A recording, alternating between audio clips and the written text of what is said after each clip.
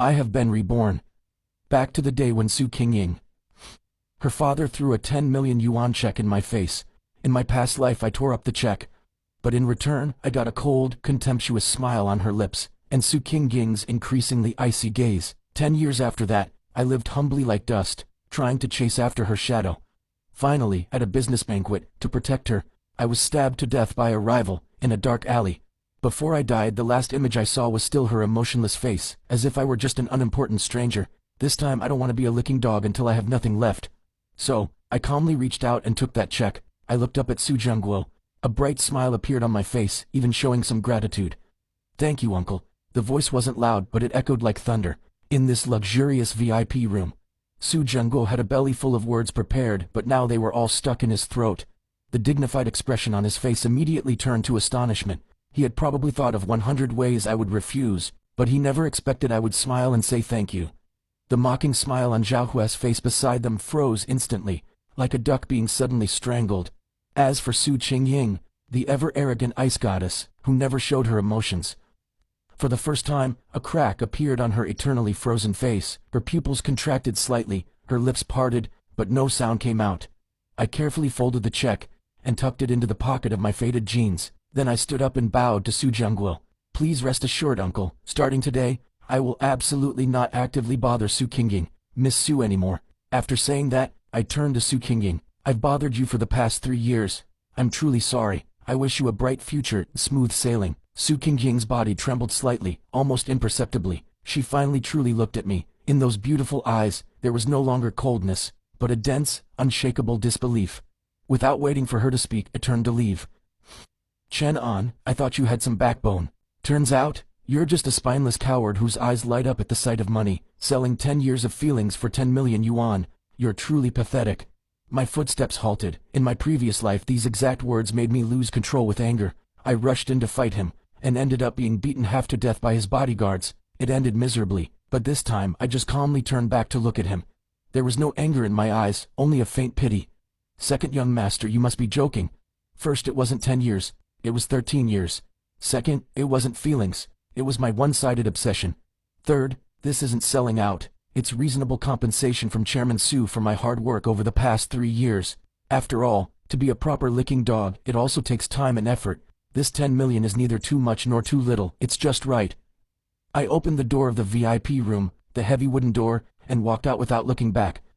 Behind me was a dead silence. Stepping out of the hotel, the lingering sunlight made my eyes sting. I took out the check. Those numbers were so real they could make a person cry. To hell with love. To hell with self-respect. I've already lived one dark life. This time, I'm not loving anyone. I only love money. I didn't go to the bank to cash the check immediately. An old fox like Su Zhengguo could very well have played a trick with the check. For example, putting a hold on it, or simply giving me a dud check, just waiting to see me make a fool of myself. A clever scheme. Su Zhengguo. I hailed a car back to my rented room in the slums. Dark and damp, less than 10 square meters. The air was filled with the smell of instant noodles and must. This was the home I gritted my teeth and lived in for 3 years in my past life, just to be closer to Su Qingying's school. I opened my old laptop, which I've used for 5 years. The screen lagged for a long time before lighting up. I wasn't in a hurry to do anything. I just leaned back in my chair and started to think about the economy. Thinking back, being reborn once, what's the greatest weapon? It's information. The economic trends for the next 10 years, which stocks will skyrocket, which industries will rise. I know them all clearly. I opened the stock market software and skillfully entered a stock code. Tang Fei Technology. I remember very clearly, tomorrow, this small, unremarkable company will announce a chip technology patent, causing its stock price to soar from 5 yuan to 200 yuan. I picked up my phone and called Su Qingying. "Your things at my place, I've packed them all up and left them at the door. You can send someone to pick them up anytime. Also, I'm changing my phone number, so there's no need to contact me anymore." Without waiting for her to reply, I hung up immediately, took out the SIM card, broke it in half, and threw it in the trash. The world was finally quiet. Early the next morning, I went straight to the bank. Unexpectedly, cashing the check went very smoothly.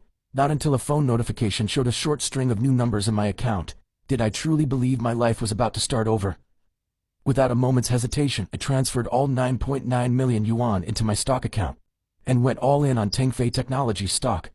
When I walked out of the stock exchange, I suddenly felt a sense of relief. Next, all I had to do was wait. I didn't go back to that musty rented room. Instead, I went to the best hotel in the city center and rented a high-end suite. Soaking in the bathtub, drinking chilled champagne, looking out at the bustling city view from the window, I felt a bit dazed. In my previous life, I could only stand outside hotels like this, looking up at the lights on the top floor, imagining Su Qingying attending some lavish party inside. Just as I was lost in thought, ding, the phone chimed. It was a message from an unknown number. Humph, it's Su Qingying. Chenin, where are you? The things I gave you, did you throw them all away? It seems she went to the trouble of finding my new number. The things she gave me were just trinkets she didn't want.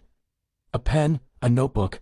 Every time she gave them to me, it was like giving alms to a beggar. I was so stupid back then, treating them like treasures. I didn't reply. I just blocked the number. Next, I called the hotel's room service. Hello, please arrange for 2 professional masseuses.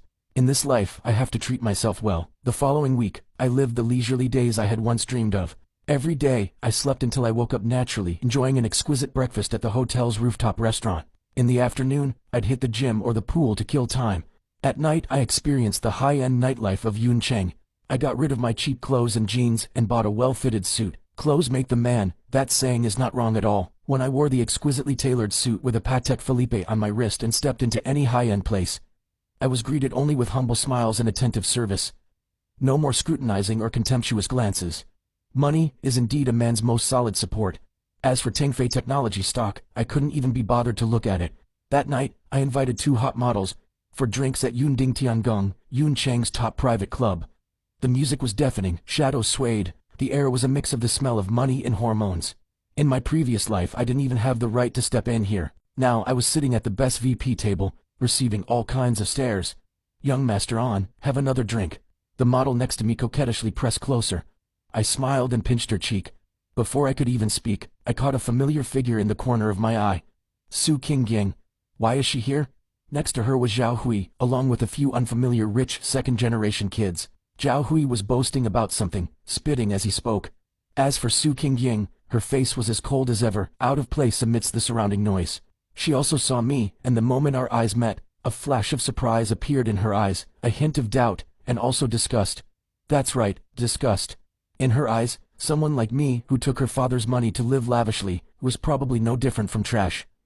Zhao Hui followed her gaze. Immediately after, an exaggerated sneer appeared on his face. He pushed through the crowd and strode towards me. Isn't this Chen An, the famous great romantic Chen An? Zhao Hui's voice was very loud, intentionally attracting the attention of everyone around. What's this? You took Uncle Su's 10 million to come here and enjoy yourself. Do you feel like you've reached the peak of your life? The people behind him also burst out laughing. They all mocked me, calling me a licking dog, and said I sold myself for 10 million. A disgrace to men. The 2 models beside me looked awkward. They wanted to get up, but I gently held them back, signaling them not to move. I raised my glass, slowly swirling, the whiskey inside. I didn't even bother looking at him. Zhao Hui, young Master Zhao, long time no see. Is the family business still doing okay? I heard some of the Zhao Group's overseas projects seem to be having some trouble. What nonsense are you talking about? I took a sip of my drink. The seaport project in Southeast Asia, it was abandoned due to changes in local policy, right?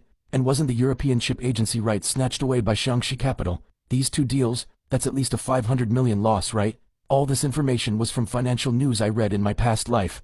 Hearing this, Zhao Hui's forehead immediately broke out in a cold sweat. This was all internal company secrets. Besides the board of directors, basically no one knew. How could this loser possibly know? You investigated me? I put down my glass, and finally looked him straight in the eye. Young Master Zhao, you think too highly of yourself. You're not worthy yet. I stood up, half a head taller than him, looking down on him. My eyes were full of contempt. Worry about your own mess. Don't be like a mad dog all day biting everyone you see. The surrounding laughter gradually died down. Everyone realized something was wrong with the atmosphere. Zhao Hui was overwhelmed by my presence. His mouth moved, but he couldn't say a word. His face turned red then white, looking extremely ugly. I paid him no more mind. I took a wad of cash from my wallet and placed it on the table. You've worked hard, ladies. Get a cab home yourselves. After saying that, I adjusted my suit and collar and walked straight past Zhao Hui. When I passed Su Qingying, I paused for a moment. The surprise in her eyes was even deeper than in the VIP room. She probably couldn't understand how the poor, humble boy from a few days ago could suddenly become so unfamiliar, so sharp. I smirked at her, smile full of meaning. Classmate Su, you should have better judgment of character. After saying that, I turned and left, leaving behind a resolute back and a crowd of gawking people. It's not that you're unreachable. It's just that now I can't be bothered to look up anymore. Leaving the club, I didn't go back to the hotel. Instead, I drove straight to the airport. Yuncheng, this place holds too much of my suffering from my previous life. Now that I have my first pot of gold, it's time to move somewhere else to start a new life. The plane took off at dawn. The destination was Modu, a major international city where gold and opportunities are everywhere. On the plane, I turned off my phone, leaned back in first class and fell asleep in the comfortable seat. When I opened my eyes again, the plane had already landed at Pudong International Airport. Stepping out of the airport, breathing in the dangerous air of Modu, I felt like a reborn warrior. I wasn't in a hurry to buy a house, but at Thompson Riviera, the most luxurious serviced apartment hotel by the Huangpu River, I rented a long-term apartment. Standing before the 360-degree panoramic glass window, looking down at the magnificent night view of the Bund, I knew this was my real stage. The next day, as soon as the stock market opened, I received a call from my stockbroker. His voice was trembling with excitement. "Mr. Chen, it's up. Tangfei Technology has hit its limit up. I just gave an indifferent, Mom, keep holding, don't touch it until it hits 150.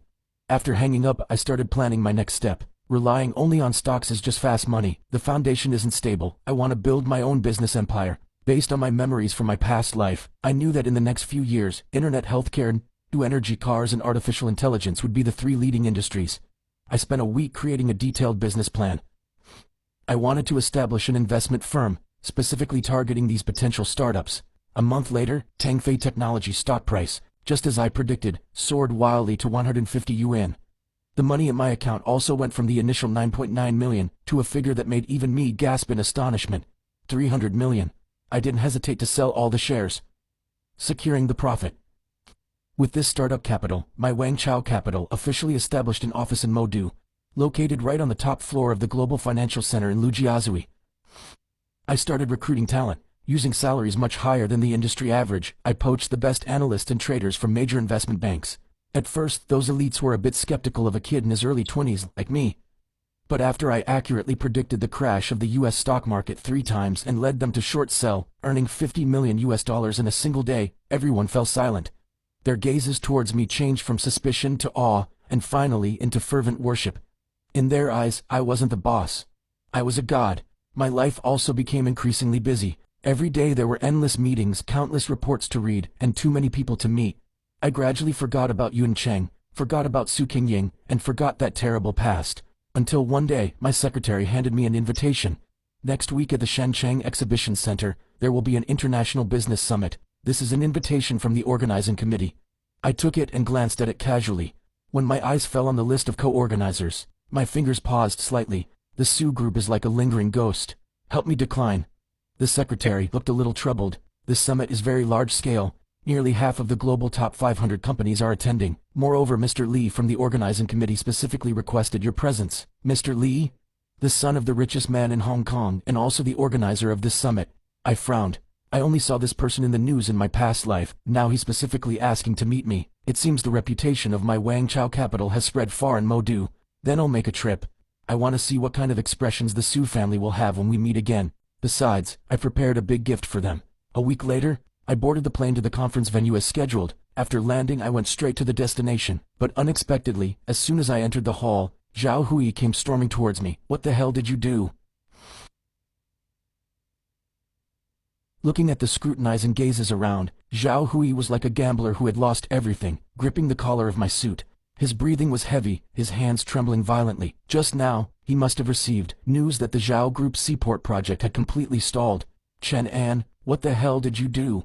I looked down at that trembling hand. Half a month ago, he was still an arrogant young master, but now, in my eyes, he was just a dancing clown. I wasn't angry, only a calm that seemed to see through everything. "Young Master Zhao, this suit is very expensive. You probably can afford to replace it now." I reached out and grabbed his wrist, twisting it with a bit of force. He screamed in pain and pathetically let go.